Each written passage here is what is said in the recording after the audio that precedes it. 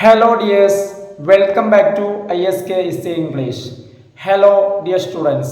നമ്മൾ ഇന്ന് ഡിസ്കസ് ചെയ്യുന്നത് റീഡിംഗ് ആൻഡ് റൈറ്റിംഗ് ഇംഗ്ലീഷ് എന്ന പേപ്പറിലെ രണ്ടാമത്തെ ബ്ലോക്കിലെ നാലാമത്തെ യൂണിറ്റിൻ്റെ പേര് അനലൈസിങ് ലിറ്ററേച്ചർ എന്നുള്ളതാണ് നാലാമത്തെ unit.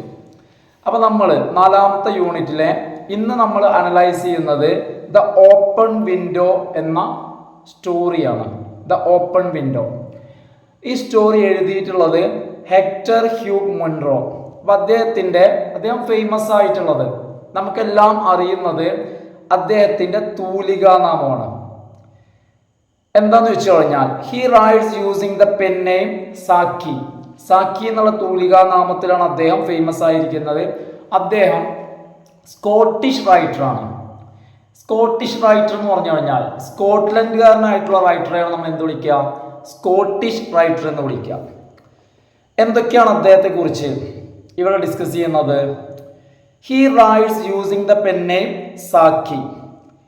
His writing is distinguished by its use of humour and satire.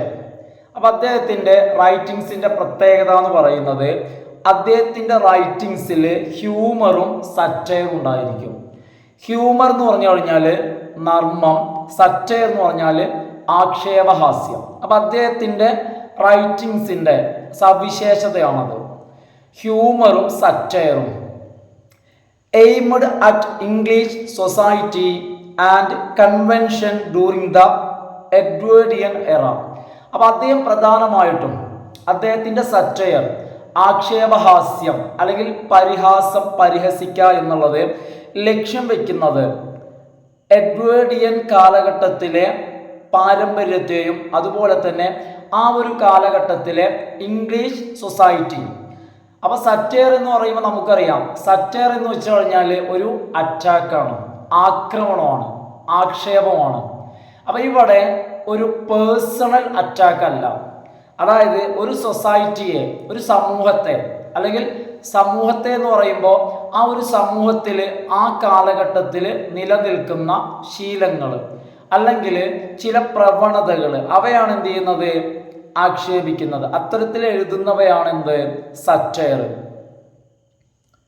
The open window arguably Saki's most well-known short story, first appeared in Beats and Super Beats, a collection of short stories that was published in 1914, soon before Monroe left for World War I.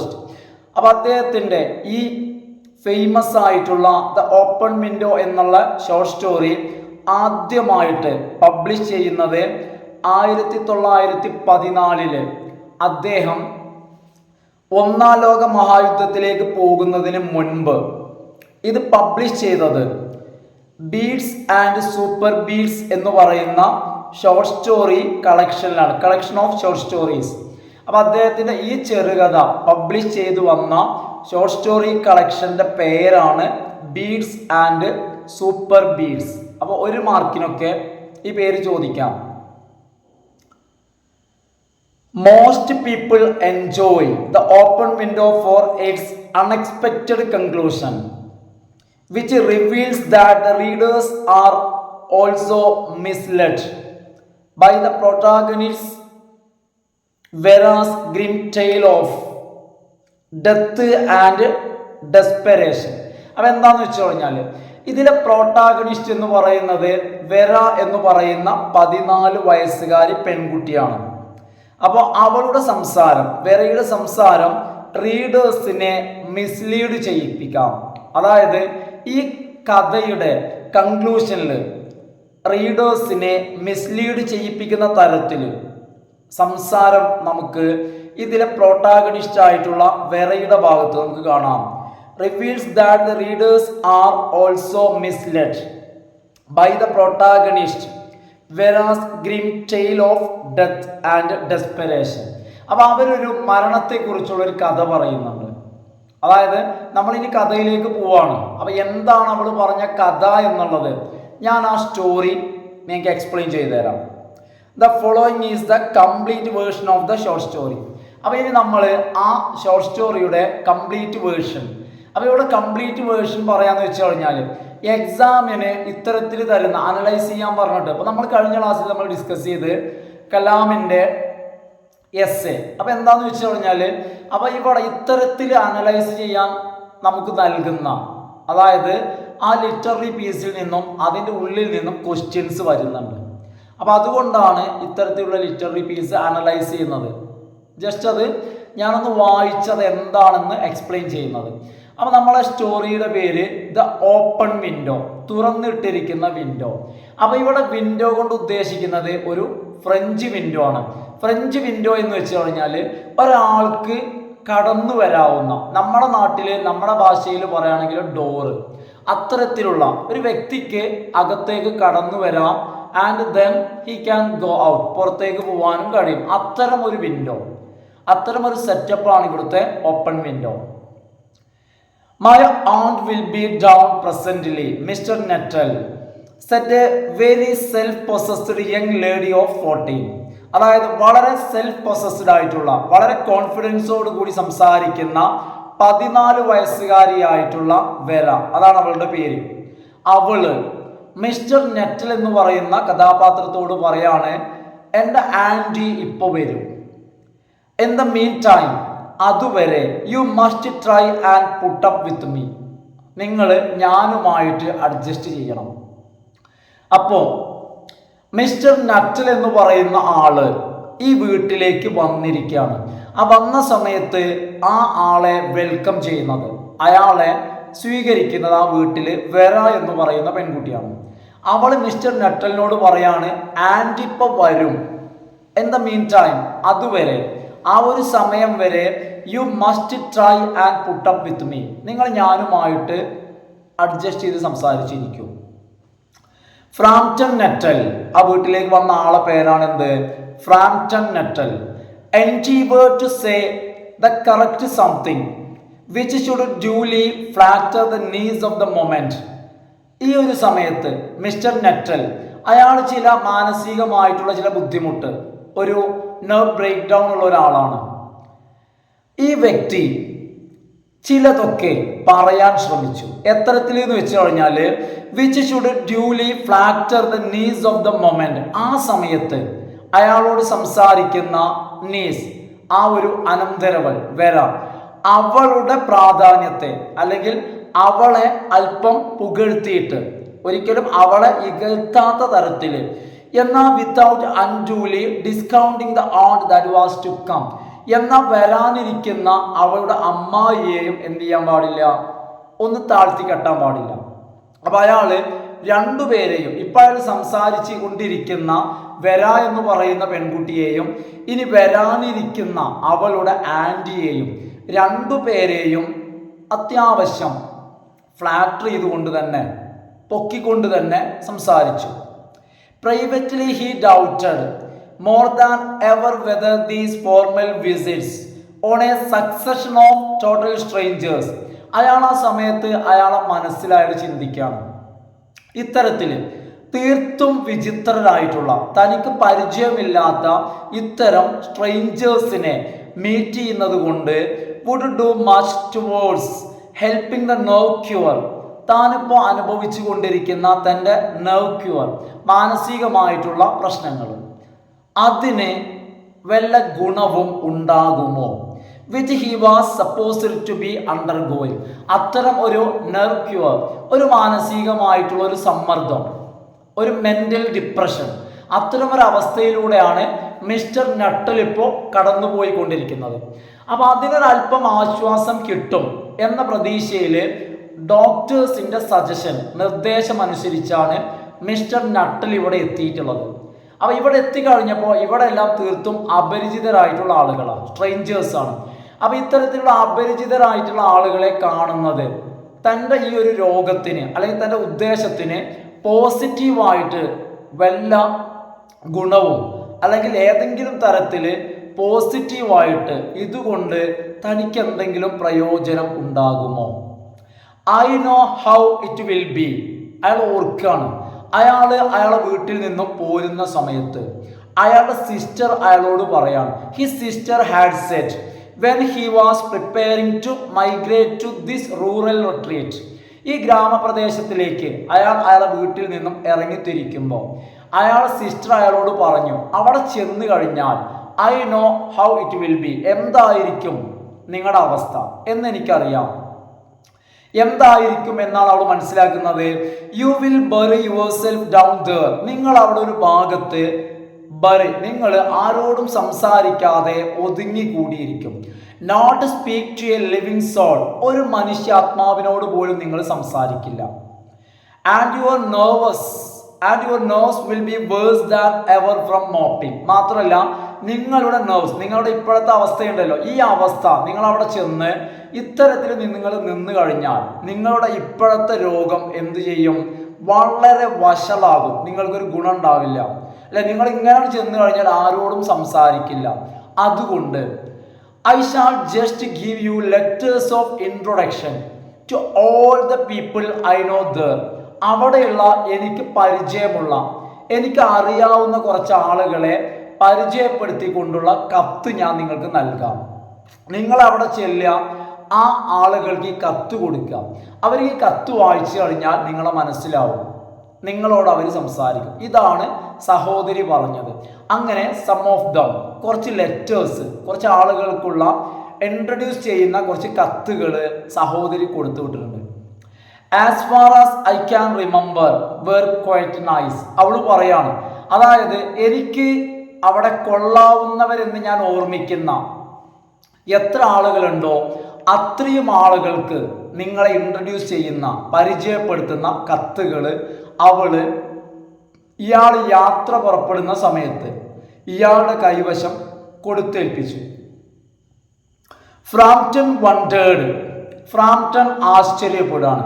Whether Mrs Sappleton, the lady to whom he was presenting one of the letters of introduction, തൻ്റെ കൈവശമുള്ള letters of introduction, പരിചയപ്പെടുത്തുന്ന കത്തുകളിൽ ഒരു കത്ത് അയാൾ നൽകാൻ പോകുന്നത് ആ വീട്ടുടമസ്ഥയായിട്ടുള്ള Mrs സാപ്പിൾട്ടൺ, അവരെയാണ് ആ പെൺകുട്ടി ആൻറ്റി എന്ന് അഡ്രസ് ചെയ്തത്. ഇയാൾ ചെന്ന സമയത്ത് ആ ഒരു ടൈമിൽ, അറ്റ് ദ മൊമെന്റിൽ അവര് വേറെ എവിടെയാണ്, മേ ബി ആ വീട്ടിലുണ്ടായിരിക്കാം, വീട്ടിൽ മുകളിലോ മറ്റോ ആണ്. മാത്രമല്ല ഇയാൾ ആശ്ചര്യപ്പെടാണ്, താൻ പരിചയപ്പെടാൻ പോകുന്ന, ഈ കത്ത് കൊടുത്ത് ഇൻട്രൊഡ്യൂസ് ചെയ്യാൻ പോകുന്ന Mrs സാപ്പിൾട്ടൺ came into the nice division.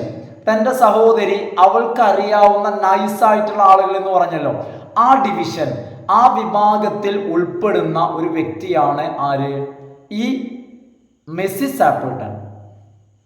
അങ്ങനെ do you know many of the people round here asked the knees.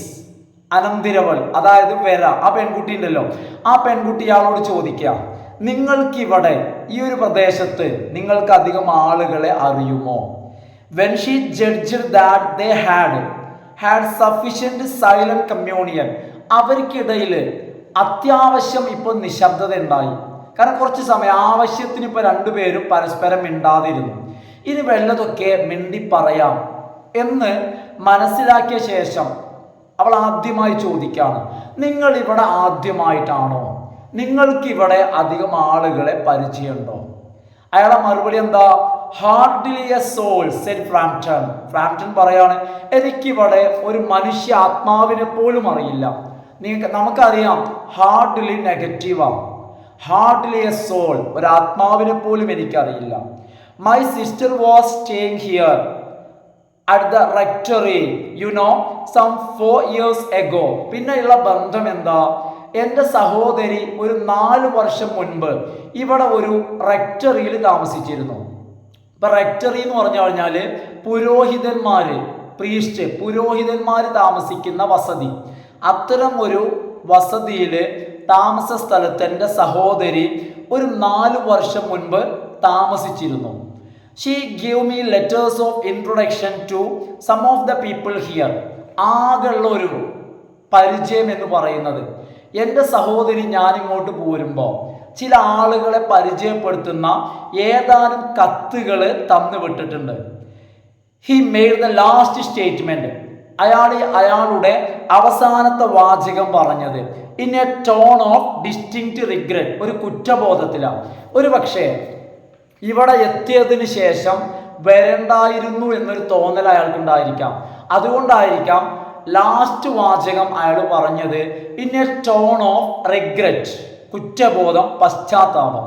അപ്പൊ ഈ പെൺകുട്ടി ചോദിക്കുകയാണ്, ഈ പെൺകുട്ടി ഇയാളെ കുറിച്ച് മനസ്സിലാക്കുകയാണ്, കാര്യങ്ങളൊക്കെ ഒന്ന് ജസ്റ്റ് ഒന്നൊരു ഐഡിയ ഒക്കെ ഉണ്ടാക്കിയതിന് ശേഷം ചോദിക്കാം. അപ്പൊ then you practically nothing about my aunt, അപ്പൊ നിങ്ങൾക്ക് എൻ്റെ ആൻറ്റിയെ കുറിച്ച് ഒന്നും അറിയില്ലല്ലേ. Pursued the self possessed young lady, ആ ആത്മവിശ്വാസമുള്ള സെൽഫ് പൊസസ്ഡ്, വളരെ കോൺഫിഡൻ്റ് ആയി സംസാരിക്കുന്ന അവൾ ചോദിക്കാം. അപ്പൊ നിങ്ങൾക്ക് എൻ്റെ ആൻറ്റിയെ കുറിച്ച് ഒന്നും അറിയില്ല, ഈ നിങ്ങളുടെ സഹോദരി പറഞ്ഞ വിവരങ്ങൾ അല്ലെങ്കിൽ സഹോദരി തന്ന കത്തിന്റെ അടിസ്ഥാനം മാത്രമേ ഉള്ളൂ അല്ലേ. ദെൻ അപ്പൊ എന്താണ് അയാൾ പറയുന്ന മറുപടി?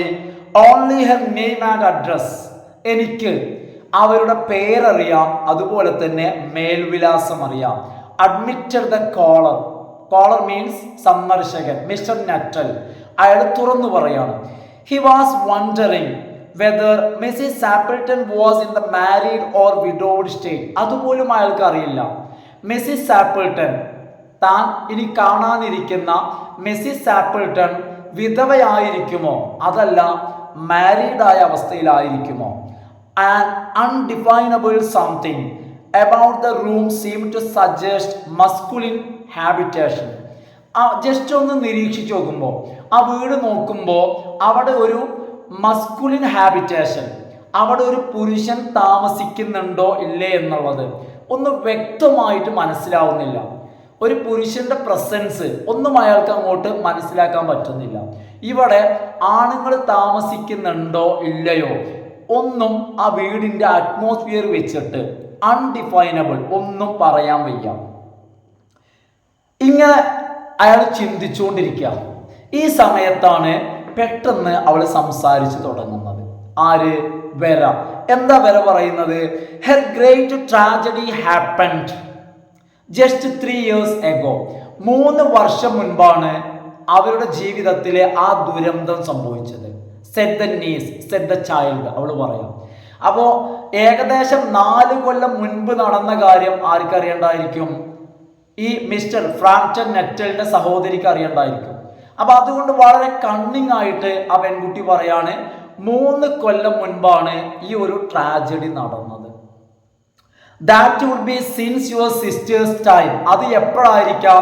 After your sister's time. നിങ്ങളുടെ സഹോദരിയുടെ ആ ഒരു ടൈമിന് ശേഷമായിരിക്കണം, നിങ്ങളുടെ സഹോദരി ഇവിടുന്ന് പോയതിന് ശേഷമായിരിക്കണം മിസ്സിസ് സാപ്പിൾട്ടന്റെ ജീവിതത്തിൽ ആ ദുരന്തമുണ്ടായത്. അതുകൊണ്ട് തന്നെ അതിനെക്കുറിച്ച് നിങ്ങളുടെ സഹോദരിക്ക് അറിയണ്ടാവില്ല. അപ്പോൾ ആശ്ചര്യപ്പെട്ടുകൊണ്ട് ഫ്രാങ്ക്ടൺ ചോദിക്കാണ്, ഹർ ട്രാജഡി, അവരുടെ ദുരന്തമോ? somehow in this restful country spot tragedy seemed out of place. ഈ ഒരു വളരെ റെസ്റ്റ്ഫുൾ ആയിട്ടുള്ള, വളരെ ശാന്തമായിട്ടുള്ള ഇവിടെ ഒരു ദുരന്തമോ, ഇവിടെ ട്രാജഡി എന്ന് പറയുമ്പോൾ സീംഡ് ഔട്ട് ഓഫ് പ്ലേസ്, ഇവിടെ അസ്ഥാനം, അതായത് ഒട്ടും സാധ്യതയില്ലാത്തതായിട്ട് തോന്നുന്നു. You may wonder. ഇതിനിടയിൽ അവൾ അടുത്ത ചോദ്യം ചോദിക്കാം. ഒരു പക്ഷേ നിങ്ങൾ ആശ്ചര്യപ്പെടുന്നുണ്ടാവാം. Why we keep that window wide open on an October afternoon. ഈ ഒരു ഒക്ടോബർ ആഫ്റ്റർനൂണിൽ, ഈ ഒരു ഒക്ടോബറിൽ, അതും ഈ ചൂടുള്ള സമയത്ത് എന്തുകൊണ്ടാണ് ഈ ഫ്രഞ്ച് വിൻഡോ ഇങ്ങനെ തുറന്നിട്ടിരിക്കുന്നതെന്ന് നിങ്ങൾ സംശയിക്കാം. സെഡ് ദ നീസ്, അവൾ പറയാണ്. മാത്രമല്ല, indicating A large French window that opened into A loan, അതായത് മുറ്റത്തേക്ക്, മുറ്റത്തുള്ള പുൽത്തകിടിയിലേക്ക് തുറന്നിട്ടിരിക്കുന്ന ഫ്രഞ്ച് വിൻഡോ. ആ ഫ്രഞ്ച് വിൻഡോ ചൂണ്ടിക്കൊണ്ടാണ് അവൾ ചോദിക്കുന്നത്. വൈ, എന്തുകൊണ്ട് ആ ഫ്രഞ്ച് വിൻഡോ തുറന്നിട്ടിരിക്കുന്നു എന്ന് നിങ്ങൾ ആശ്ചര്യപ്പെടുന്നില്ലേ? It is quite warm for the time of the year, അതായത് വർഷത്തിലെ വളരെ വാമായിട്ടുള്ള, അത്യാവശ്യം ചൂടുള്ള സമയമാണ്. സെഡ് ഫ്രാങ്ക്ടൺ, ശരിയാണ്, ചൂടുള്ള സമയമാണ്. But has that window got anything to do with the tragedy? അയാൾ ചോദിക്കുകയാണ്, പക്ഷേ ആ തുറന്നിട്ടിരിക്കുന്ന വിൻഡോക്ക് ഈ ട്രാജഡിയുമായിട്ട് എന്തെങ്കിലും ബന്ധമുണ്ടോ? അപ്പൊ അവള് മറുപടി ആയിട്ട് പറയാണ്, എന്താണ് വേറെ പറയുന്നത്? Out through that window 3 years ago to a day. അതായത് ആ വിൻഡോയിലൂടെയാണ് 3 വർഷങ്ങൾക്ക് മുൻപ് ഒരു ദിവസം her husband and her 2 younger brothers went off for their day's shooting. അതായത് അവർ പതിവായിട്ട് പോകുന്ന അവരുടെ ഷൂട്ടിങ്ങിന് ഈ വിൻഡോയിലൂടെയാണ് അവരുടെ, അതായത് മിസ്സിസ് സാപ്പിൾട്ടന്റെ ഹസ്ബൻഡും അവരുടെ 2 ബ്രദേഴ്സും ഇറങ്ങിപ്പോയത്. പക്ഷേ അതല്ല tragedy. They never came back. പക്ഷെ ഒരിക്കലും തിരിച്ചു വന്നില്ല. എന്താണ് അവർക്ക് സംഭവിച്ചത്? In crossing the moor to their favourite snipe shooting ground they were all 3 engulfed. അവർ 3 പേരും അവർക്ക് പ്രിയപ്പെട്ട സ്നിപ്പ് ഷൂട്ടിംഗ് ഗ്രൗണ്ട്, സ്നിപ്പ് എന്ന് പറഞ്ഞു കഴിഞ്ഞാൽ ഒരു പക്ഷിയാണ്, ഒരു ബേർഡാണ്, അതിനെ ഷൂട്ട് ചെയ്യുന്ന, അതായത് വളരെ സാധാരണയായിട്ട് ഈ പക്ഷിയെ കാണുന്ന ഒരു സ്ഥലമുണ്ട്. ആ സ്ഥലത്തേക്ക് അവര് ക്രോസ് ചെയ്യുമ്പോൾ എന്ത് സംഭവിച്ചു? all 3 engulfed in a treacherous piece of bog. അവരൊരു treacherous piece of bogല്, അവരൊരു മാഷ്, അവരൊരു ചതുപ്പില് 3 പേരും എൻഗൾഫ്ഡ് ആയി. അവർ 3 പേരും താഴ്ന്നു പോയി. ഇതാണ് അവർക്ക് സംഭവിച്ചത്. It had been that dreadful wet summer.